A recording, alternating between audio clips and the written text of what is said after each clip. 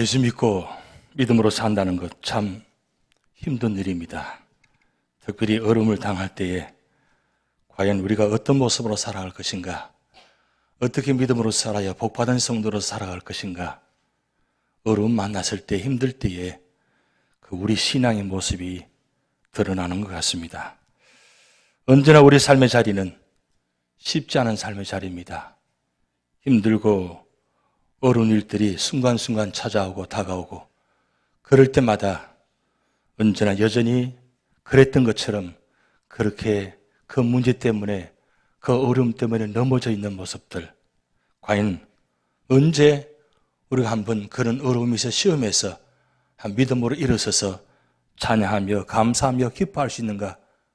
그건 참 우리 영원한 숙제인 것 같기도 하고, 우리 삶의 자리를 바라볼 때마다 언제 한번 그렇게 마음껏 주님 앞에 헌신하며 주님 앞에 엎드리며 살아갈 것인가, 그 모습도 굉장히 중요할 것 같습니다. 계속해서 팔복에 대해서 말씀을 드리고 있습니다. 예수님께서 팔복을 말씀하셨는데 마귀도 팔복을 이야기했습니다. 예수님께서 팔복과 마귀의 팔복의 차이점이 뭔지를 한번 들어보시기 바랍니다. 마귀의 팔복은 이렇습니다. 피곤하고 바쁘다는 핑계로 교회에 나오지 않는 자는 복이 있나니 그들이 나의 가장 믿을 만한 일꾼이 될 것이며, 성도의 과오나 흠을 보고 트집을 잡는 자는 복이 있나니 그들로 인하여 늘 시끄러울 것이요, 자기 교회이면서도 나오라고 사정해야만 나오는 자는 복이 있나니 그들은 교회 안에서 말썽꾸리가 될 것이며, 남의 말 옮기기를 좋아하는 자는 복이 있나니 그들은 내가 가장 좋아하는 다툼과 분쟁을 일으킬 것이며, 걸핏하면 삐죽거리는 자는 복이 있나니 그들은 작은 일이라도 화를 내고 교회를 곧 그만둘 것이며, 하나님의 일에 인색하며 협조하지 않는 자는 복이 있나니 그들은 나의 일을 가장 잘 도는 자일 것이며, 성경을 읽고 기도할 수 없을 만큼 바쁜 자는 복이 있나니 그들은 나의 유혹에 쉽게 넘어가 마침내 나의 조롱거리가 될 것이며, 마지막입니다. 하나님을 사랑한다며 하면서도 자기의 형제와 이웃을 미워하는 자는 복이 있나니 그들은 나의 영원한 친구가 될 것이며. 어떻습니까? 예수님께서 말씀하신 팔복과 마귀가 주는 팔복의 차이점이 있습니까? 과연 예수님께서 말씀하신 팔복대로 우리가 살아가고 있는지, 아니면 마귀가 주는 팔복으로 살아가고 있는지, 결론은 아마도 여러분 아실 것입니다. 그래서 멜컴 머거리즈라는 영국 출신의 그리스도인 저널리스트가 이런 글을 썼습니다. 그건 이 시대에 그리스도인들을 풍자해서 쓴 내용입니다. 이런 내용입니다. 사람들은 교회에 간다. 왜 가는가? 아마도 교회에 가기 위해 가는가 보다. 사람들은 예배를 드린다. 왜 드리는가? 아마도 예배를 드리기 위해서 드리는 모양이다. 사람들은 기도한다. 왜 기도하는가? 아마도 기도하기 위해서 기도하는 모양이다. 사람들은 성경을 공부한다. 왜 공부하는가? 아마도 성경을 공부하기 위해서 하는 모양이다. 사람들은 봉사한다. 왜 봉사하는가? 아마도 봉사하기 위해서 하는 모양이다. 어떻습니까? 이 내용에 뭔가 역동적인 어떤 감사와 기쁨이 있습니까? 아니면 어떤 모습입니까? 어쩌면 이 내용이 오늘 우리의 모습이 아닐까 그런 생각이 듭니다. 오늘 주일이니까 가야지. 오늘 예배를 드려야 되니까 예배 드려야지. 기도해야 되니까 기도하지. 봉사하니까 봉사해야지. 어떤 형식적인 면이 우리에게 없지 않나 이겁니다. 과연 그런 모습으로 우리가 살아간다면 우리 모습은 어떻게 될까요? 신앙생활 30년, 40년 해오셨습니다. 첫 예수 믿고 구원받아서, 그래서 참 뜨거운 마음으로 감격한 마음으로, 감사한 마음으로 주일이 기다려지고, 그래서 예배드리러 옵니다. 찬송 부를 때도 감격이 있고 눈물이 있고 감사가 있고, 기도할 때 그 기도의 뜨거운 심정, 하나님께 아뢰는 마음, 그리고 곧 하나님께서 응답해 주실 것 같은 그런 마음, 그리고 성경 공부할 때 참 열심히 참여하고 열심히 공부합니다. 얼마나 말씀이 그렇게 새롭고 나에게 주신 말씀 같고, 이 모든 말씀은 꼭 나에게 주신 말씀 같고, 그래서 한 말씀 듣고 한 자 빠지지 않고 다 적어가면서 그렇게 성경 공부했습니다. 그리고 봉사할 때 얼마나 기뻤는지 모릅니다. 하나님, 나에게도 이런 귀한 직분 주셔서 이렇게 봉사할 수 있다니요.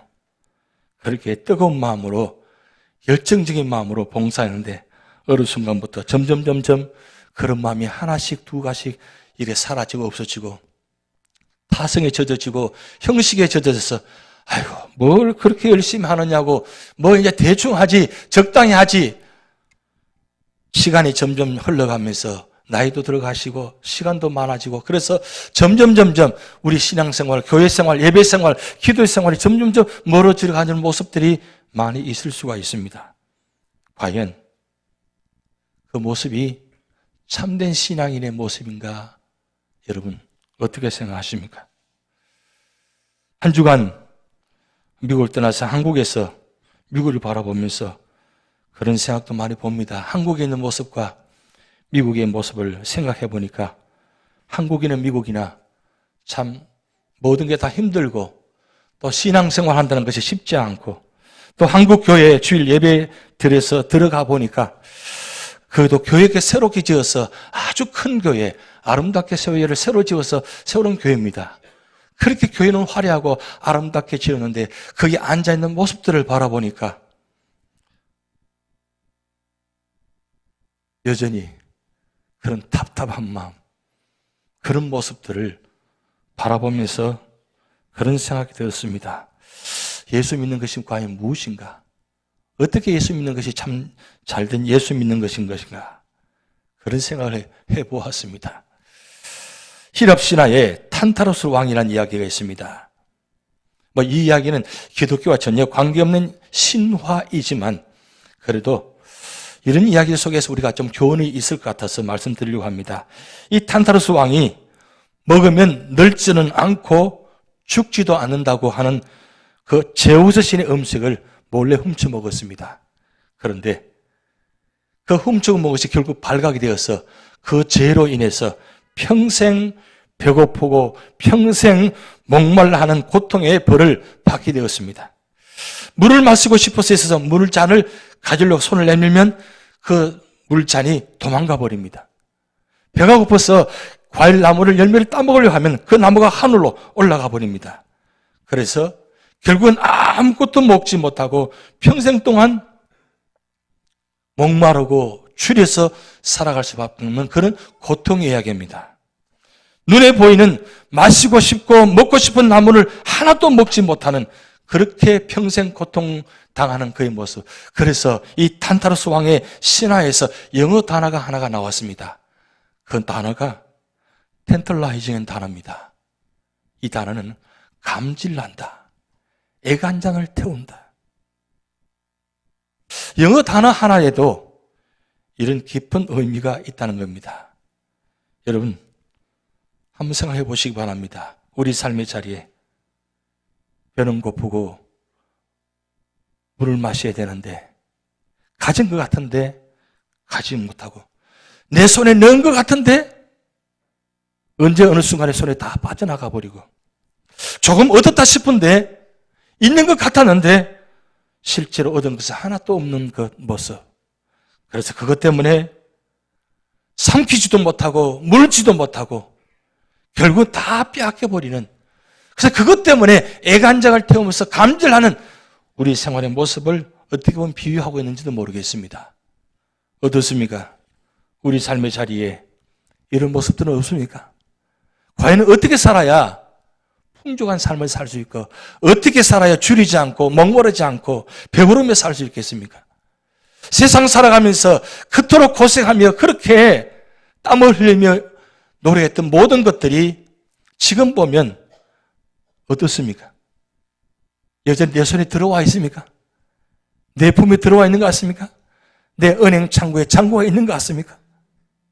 가만히 들여다보면 미국 왔을 때, 처음 왔을 때 그 모습이나 지금 모습 별반 다른 거 없을 것 같습니다. 어쩌면 그때보다 지금 더 삶에 여유 있는 것 같은데 더 가진 것은 없는 것 같고, 시간이 가면 갈수록 다 빠져나가 버리는 그런 모습. 그래서 앞으로 어떻게 살아갈 것인가? 앞으로 남은 생활 어떻게 살아갈 것인가? 그런 것 때문에 염려하고 그렇게 힘들어하는 모습들이 우리 삶의 자리에 점점 다가옵니다. 시간도 가고 연세도 들어가시고 몸도 점점 약해지고 질병도 하나씩 두 가지 찾아오게 되고, 그러다 보니까 내가 이렇게 살아야 되는가? 그렇게 교회 처음 들어올 때는 그렇게 교회가 좋았는데 어느 순간부터 교회가 점점 뭐 의미 없는 것 같고 낯설어져 가는 것 같고, 만나는 사람 매주일 만나긴 만나는데 별로 감동도 없는 것 같고, 만나서 만났어? 왔어? 그래? 하고 다 지나가 버리는 이런 모습들이 없잖아 있을 수도 있다는 것입니다. 이럴 때에 우리가 어떻게 살아갈 것인가? 어떻게 해야 진정한 믿음의 성도로서 복받은 성도로 살아갈 것인가? 그래서 원래 팔복을 하나님께서 우리 교회에 말씀하고 계십니다. 진정한 복은 세상에 있는 것이 아니고, 진정한 복은 사람에 있는 것이 아니고 하나님께 있다는 사실을, 이 세상 것은 영원하지 않다는 사실을 지금 말씀하고 있습니다. 그래서 6절 말씀에 의에 줄이고 목마른 자는 복이 있나니 그들이 배부를 것이며, 그런데 오늘 말씀 보면 의를 말씀하고 있습니다. 성경에는 마태복음 5장 20절에 내가 너희에게 이르노니 너희 의가 서기관과 바리새인보다 넌 낫지 못하면 결단코 천국에 들어가지 못하리라. 야, 참 놀라운 말씀입니다. 서기관 바리새인들 어떤 사람들입니까? 율법에 정통한 사람들입니다. 율법을 정말 해석하는 사람들입니다. 율법을 다 외우는 사람들입니다. 말씀을 다 알고 있는 사람들입니다. 말씀을 꿰뚫고 있는 사람들입니다. 그런데 그 사람들보다 나아야만 천국에 들어갈 수 있다고 말씀하고 있습니다. 그러면 오늘 우리 입장에 어느 정도 알아야, 어느 정도 행해야만 천국에 들어갈 수 있을까? 그리고 마태복음 6장 33절 말씀에 너는 먼저 그의 나라와 그의 의를 구하라. 그러면 이 모든 것은 너희가 더하시리라. 여기도 의를 말씀하고 있습니다. 그러면 의가 무엇이냐 이죠. 여러분 성경에 의라는 단어가 많이 나옵니다. 여러분 의를 어떻게 알고 계십니까? 오늘 성경 본문에 의라는 단어를 디카이슈인이라는 단어를 사용하는데, 이 단어는 마땅히 해야 할 도리, 결국 하나님의 의를 지키는 자가 바로 의로운 자라는 말씀입니다. 그러면 의롭다는 것은 하나님 말씀대로 살아가는 자만이 의로운 성도라는 뜻입니다. 그러면 오늘 이 말씀 앞에서 내가 과연 의로운 성도인 것 같습니까? 내가 의로운 성도가 아닌데도 하나님께서 나를 의롭다고 하십니다. 놀랍지 않습니까?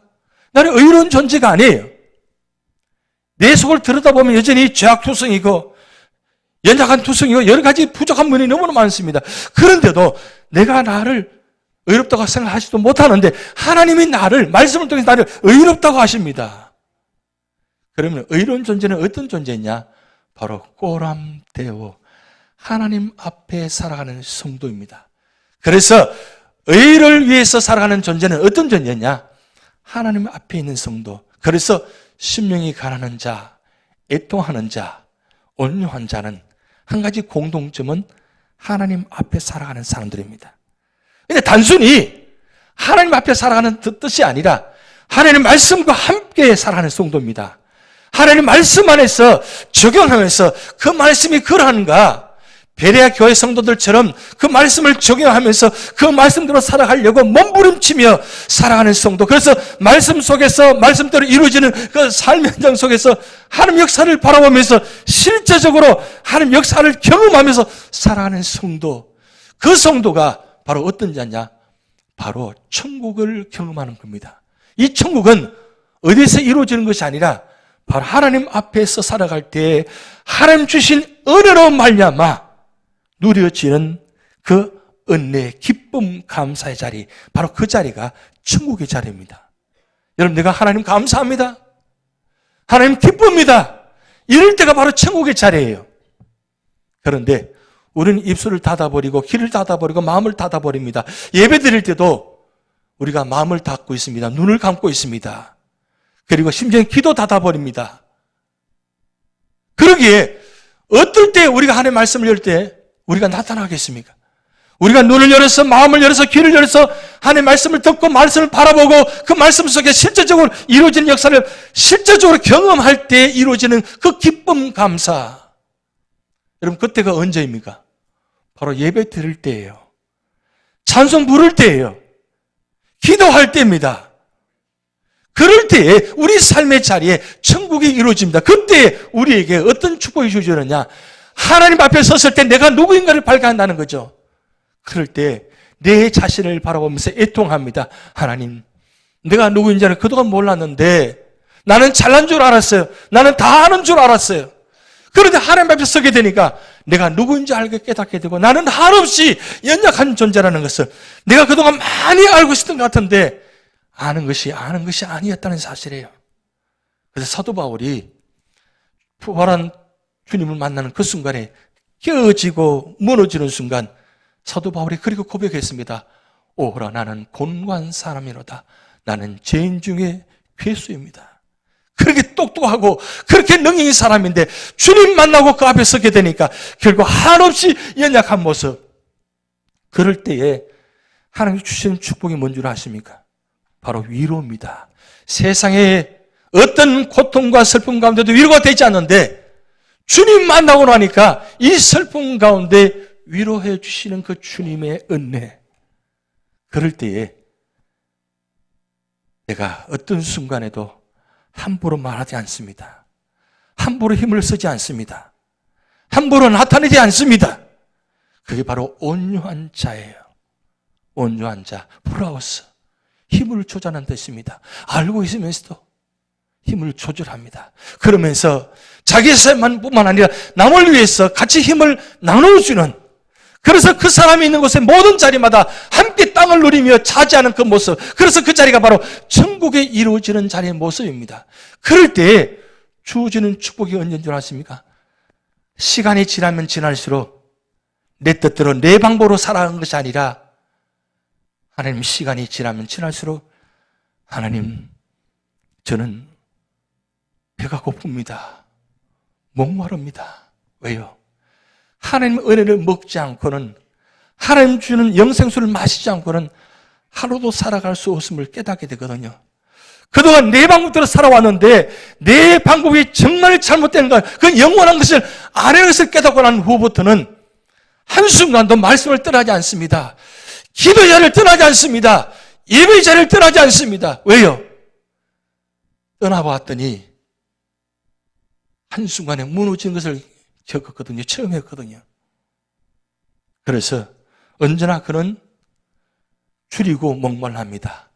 그래서 오늘 성경의 단어가 줄인다는 말, 이 목마른 단어가 나오는데 이 줄인 단어는 바로 페인몬테스라는 말인데 오랜 굶주림으로 먹지 않으면 죽게 되는 배고픔입니다. 여러분, 배가 고파서 견딜 수 없어서 그 견딜 수 없어서 결국은 무슨 일을 나타낼 그 순간, 그 상황 여러분 체험해 보셨잖아요. 정말 배가 고파서 견딜 수 없는, 먹고 싶어도 먹을 수 없는 그 상황, 그런 상황을 체험해 보셨잖아요. 이 성경에 나타난 줄이면 단어가 바로 그런 단어입니다.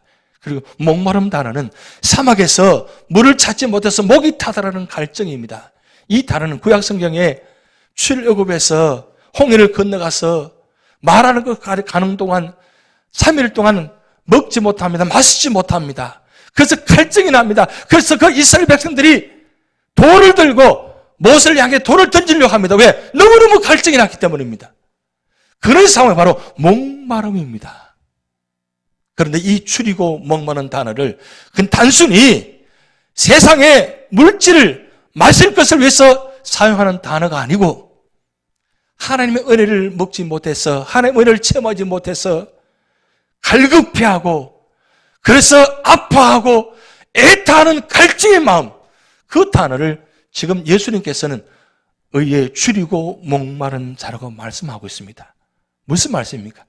하나님 위해서 살고자 하는 마음, 모습, 하는 말씀대로 살고자 하는 그 모습, 어떻게 해서라도 한 절 말씀 읽으려고 몸부림치는 모습, 사업장에 있으면서 성경책을 펴놓고 어떻게 해서든 말씀 한 절 읽으려고 몸부림치는 모습, 힘든 가운데도 말씀대로 살려고 하는 모습, 어떻게든 기도하려고 하는 모습, 새벽기도 나와서 새벽기도의 자리를 차지하려고 새벽기도 나서 몸부림을 나서 기도하는 그의 모습, 성수주의를 하려고 힘든 자리에 불구하고 성수주의를 하려고 몸부림치며 달려오는 그 모습,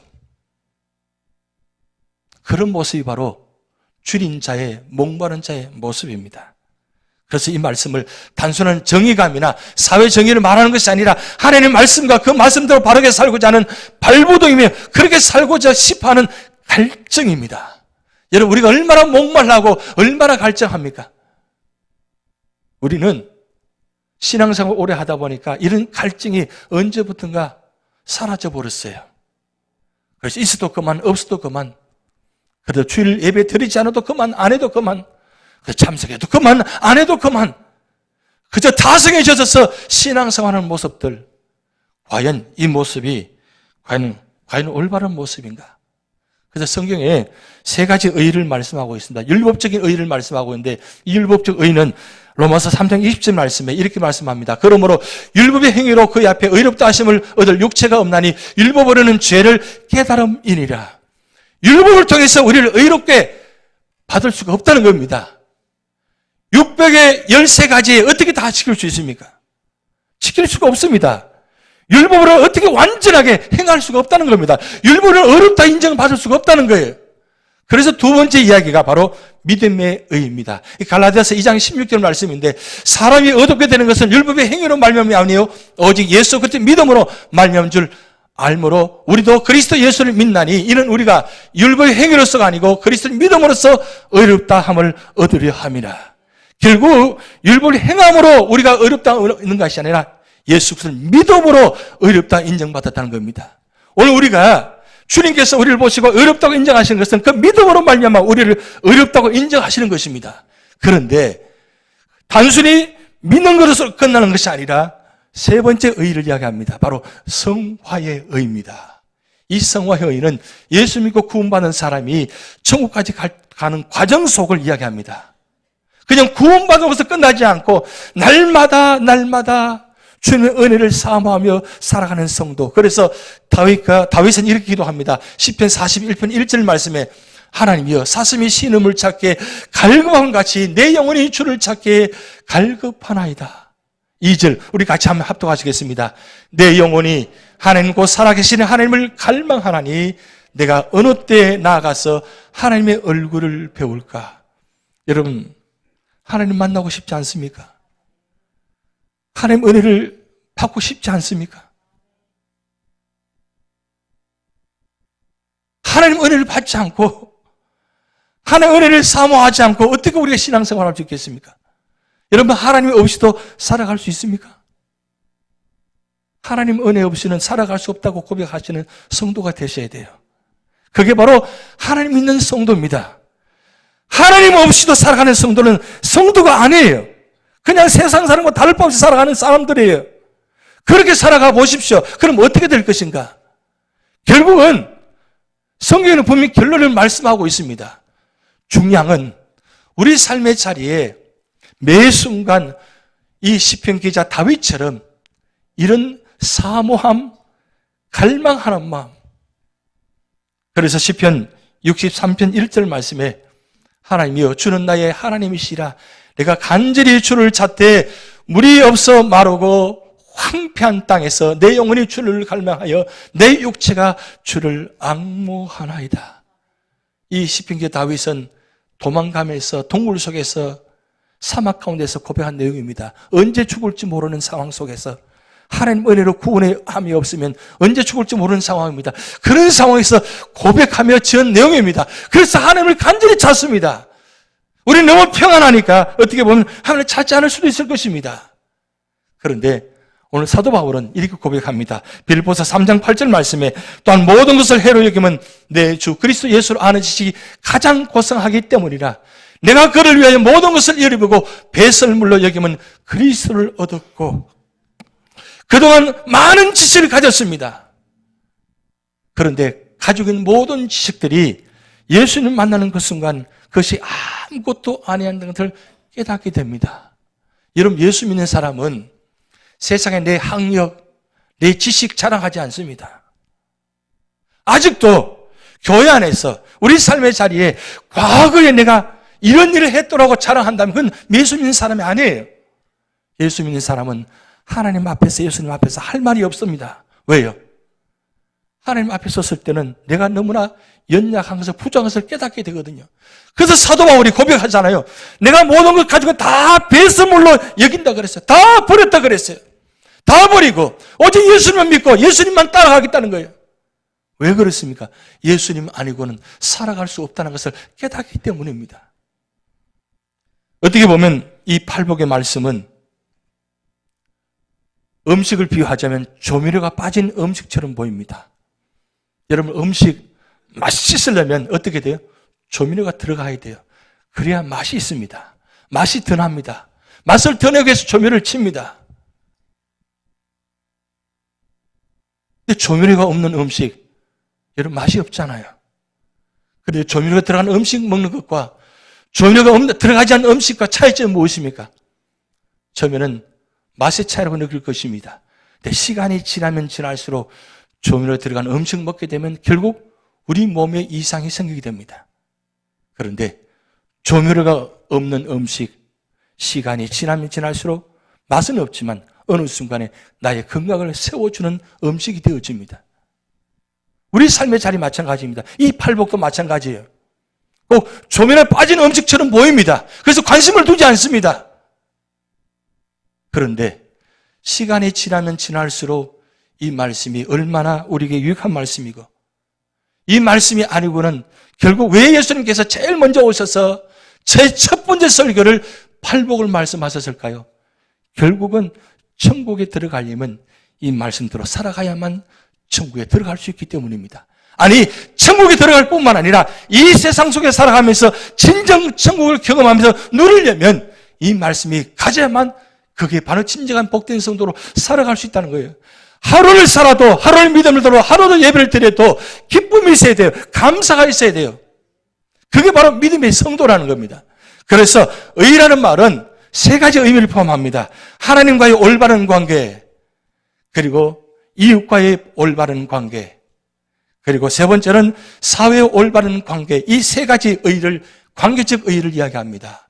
결국 믿음으로 살아가는 상도는 하나님과의 관계가 바로 올바른 관계되면 이웃과의 관계도 올바른 관계가 됩니다. 왜 관계가 문제됩니까? 신앙생활을 그렇게 하면서 예수 믿으면서 왜 관계가 문제가 되어집니까? 가정에서나 교회에서나 왜 관계가 문제가 되어집니까?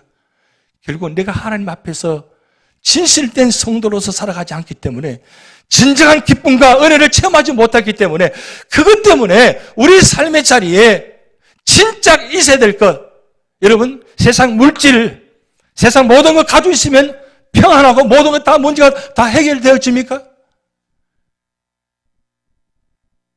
오히려 그것 때문에 더 문제가 되어지고 더 깨어지고 나눠져 버리잖아요.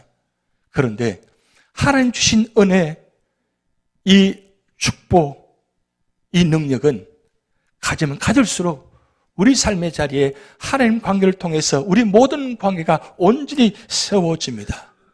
그래서 마태복음 4장 4절 말씀에 사람이 떡으로만 살 것이 아니라 하나님 입으로 나오는 모든 말씀으로 살 것이라 그랬어요. 진정한 복은 어디서 오느냐? 바로 하나님 말씀으로부터 복이 온다는 겁니다. 그래서 예레미야 15장 16절 말씀에 만군의 하나님 여호와시여 나는 주의 이름으로 일권을 받는 자라 내가 주의 말씀을 얻어먹었사오니 주의 말씀은 내게 기쁨과 내 마음에 즐거움이오나. 여러분, 말씀이 내 속에 들어오면 기쁨과 감사가 즐거움이 있다 그랬어요. 그래서 시편 119편에 131절 말씀에 이렇게 시편기자는 고백합니다. 내가 주의 계명들을 사모함으로 내가 입을 열고 헐떡였나이다. 얼마나 말씀을 사모하시면 헐떡이면서 말씀을 읽고 말씀을 사모했을까요? 왜 그렇게 해야 돼요? 그게 바로 진정한 복 있는 성도이기 때문입니다. 그래서 이렇게 하는 성도에게는 주신 축복이 무엇입니까? 바로 6절 말씀에 의에 줄이고 목마른 자는 복이 있나니 그들이 배부를 것이며, 배부른다 그랬어요. 이 배부른다는 말은 코로타조란 말입니다. 코로타조. 이 코로타조라는 말은 생명의 떡, 영원한 생명수를 말씀합니다. 요한복음 6장 35절 말씀에 예수께서 이르시되 나는 생명의 떡이니 내게 오는 자는 결코 줄이지 아니할 테요 나를 믿는 자는 영원히 목마르지 아니하리라. 여러분, 우리 삶의 자리에 줄이지 않고 목마르지 아니하면 결국 예수님 품 안에, 예수님 안에, 예수님 말씀 속에 계셔야 됩니다. 제가 지난 주간에 어머님 세상 드시고 마지막 시선을 보게 되었는데, 그동안 제가 재작년에 가서 보았을 때는 몸이 굉장히 야위시고 정말 보기 힘들었습니다. 그래서 참 돌아올 때는 마음이 너무너무 아파서 힘들었는데, 마지막 시선을 보는 순간에 하나님 감사합니다 했습니다. 왜냐하면 그 마지막 시신의 모습, 차가운 모습입니다. 그런데 그 모습이 꼭 주무시는 것 같았어요. 그리고 원래 옛날에 어머니께서 늘 은혜 충만하실 때 그 모습을 그대로 모습이 담겨져 있었어요. 그 얼굴에 제 얼굴을 맞대고 있는 순간에 어머니께서 저에게 그렇게 말씀하시는 것 같았어요. 진짜 복은 세상에 있는 것이 아니고 하나님 믿는 것이다. 하나님 믿는 것이다. 제가 평생에 살아오면서 어머님이 평소에 잠을 주무시는 것을 보지 못했습니다. 늘 교회에서 밤새워 철야 기도하시고 늘 무릎 꿇고 기도하시고 늘 엎드려 있다 보니까 60이 넘어가면서 제 어머님이 허리를 펴지 못했습니다. 그리고 무릎을 워낙 무릎 꿇고 기도하다 보니까 무릎이 다 나가셔가 수술을 2번 다 하셨어요. 무릎 수술을 2번 다 하셨습니다. 수술하셔도 잘 완쾌가 되지 않아서 제대로 걷지도 못하셔서 마지막에는 한 8년간 정도는 제대로 걷지를 못하셨어요. 수술을 하셨어도. 그렇게 힘들어하는 모습을 그렇게 마지막 보내셨습니다. 근데 마지막 가시는 모습 속에서, 그 얼굴 모습 속에서 옛날에 그 은혜 충만한 그 모습을 저한테 마지막으로 보여주시면서 가셨습니다. 복 있는 성도는 바로 마지막 결론입니다. 배부른 자의 모습. 저는 그 순간을 보면서 시편 23편 1절 5절 말씀이 생각났습니다. 여호와는 나의 목자시니 내게 부족함이 없으리로다. 주께서 내 원수인 목전에서 내게 상을 차려주시고 기름을 내 머리에 부으셨으니 내 잔이 넘치나이다. 여러분, 바로 여기 있잖아요. 주님 목자 되신 주님께서 평생을 인도하셔서 부족함이 없으리로다. 그것이 바로 믿음의 성도의 사는 모습입니다. 주님 한 분 때문에 살아갈 희망이 있고 소망이 있고, 주님 때문에 내 잔이 넘치는 자의 모습. 그 자리가 바로 말씀의 자리, 기도의 자리, 예배의 자리입니다. 그게 바로 의에 줄이고 목마른 자리에게 주시는 축복입니다. 이 세상 영원하지 않습니다. 여러분 알고 있지 않습니까? 그 영원한 것 때문에 우리가 살아갈 희망이 있고, 그것 때문에 오늘 또 예배 드리고 있습니다. 여러분 삶 속에 언제나 이런 충만한 은혜, 배부른 자의 모습. 그래서 예배 드렸더니, 하나님 만났더니, 말씀을 들었더니, 말씀 안에 살아가니 갔더니 이렇게 하나님께서 은혜를 주셨다라고. 이렇게 살아가는 성도가 바로 의에 줄이고 목마른 자의 성도의 모습입니다.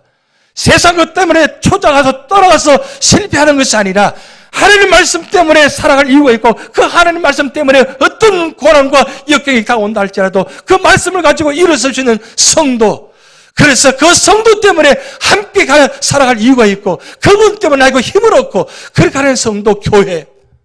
우리 교회가, 여러분 성도들이 다 그렇게 되시길 바랍니다.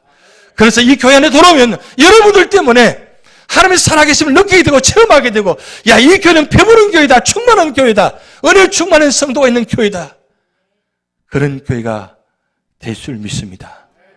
기도하시겠습니다. 하나님 아버지, 의 줄이고 목마른 자는 복이 있다고 말씀했습니다. 그런 은혜가 우리 삶의 자리마다, 예배 때마다, 기도 때마다 이루어지는 축복이 있게 하여 주시옵소서. 감사드리며 예수님의 이름으로 기도하옵나이다. 아멘.